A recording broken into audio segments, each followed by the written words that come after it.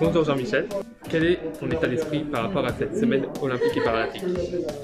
Moi, je suis toujours heureux d'entendre parler des Jeux Olympiques, quel que soit le moment.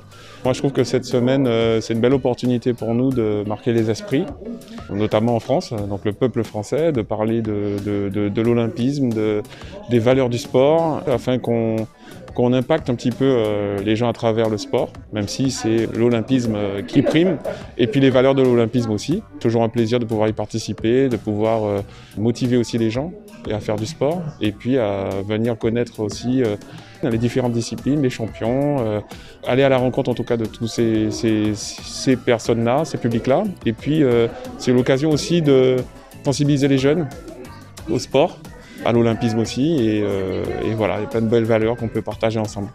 Comment accompagnes-tu les athlètes vers les Jeux 2024? Alors, en effet, moi j'ai un poste à Pôle emploi où je travaille au département de la responsabilité sociétale et environnementale. Et dans ce département, je développe le Team Athlète Pôle emploi, qui est un dispositif qui existe depuis 2009 à Pôle emploi, entre le ministère des Sports et Pôle emploi. Et c'est un dispositif que j'ai fait évoluer début 2018 pour devenir le Team Athlète Pôle emploi. Et le but, c'est de recruter des athlètes de haut niveau qui sont en activité, quel que soit le moment de leur carrière, c'est-à-dire en début de carrière, en milieu de carrière ou en fin de carrière aussi, en reconversion également, c'est-à-dire des athlètes qui vont franchir le pas et qui ont aussi des difficultés à trouver un équilibre entre vie professionnelle et puis entraînement et compétition. C'est vrai qu'on a l'objectif aussi de ce team athlète, c'était à la base la perspective Paris 2024, et renouveler sans cesse ce dispositif pour qu'on ait à chaque fois des athlètes à Pôle emploi, qu'on ait des vraies méthodes pour les accompagner et leur permettre surtout d'être sereins en ayant un emploi. Et puis le but, c'est de signer aussi des CIP, donc les conventions d'insertion professionnelle, et qui leur permettent d'être payés à 100% et d'être justement disponibles pour l'entraînement à 50% et pour le travail à 50%, avec bien sûr la bonne volonté de l'employeur, Pôle emploi, qui les accompagne sur toutes les régions. L'objectif d'ici 2024, c'est de faire appel à la jeunesse et à leurs compétences. Quel sera ton rôle lors de ce processus? Alors c'est un processus pour moi personnellement qui est déjà en route, c'est-à-dire que je suis toujours en lien, que ce soit avec le Team Athlète Pôle emploi ou avec l'escrime ou d'autres sports. Je suis toujours un petit peu référent, un petit peu sensibilisateur si on peut dire, avec les jeunes.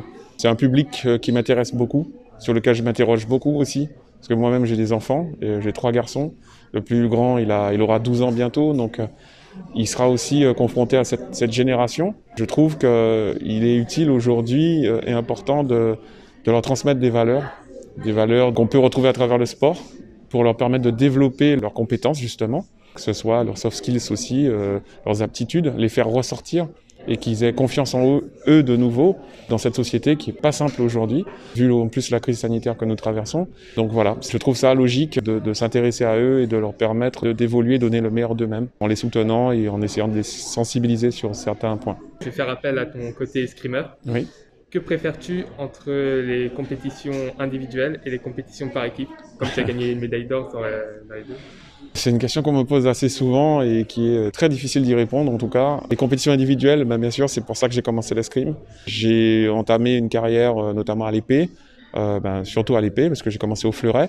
Mais c'est vrai qu'à la base, mon rêve, il était individuel.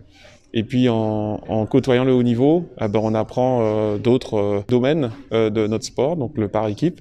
Et c'est vrai que petit, j'avais déjà fait du par équipe, notamment au football, au basket aussi. Donc j'aime beaucoup les valeurs que dégagent les sports en équipe.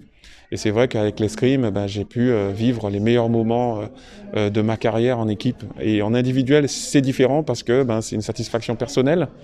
On partage, oui, avec les coachs, avec le staff, et puis aussi les coéquipiers, mais de manière différente. C'est vraiment une satisfaction personnelle. Je trouve que symboliquement et personnellement que c'est plus beau de partager des valeurs ensemble.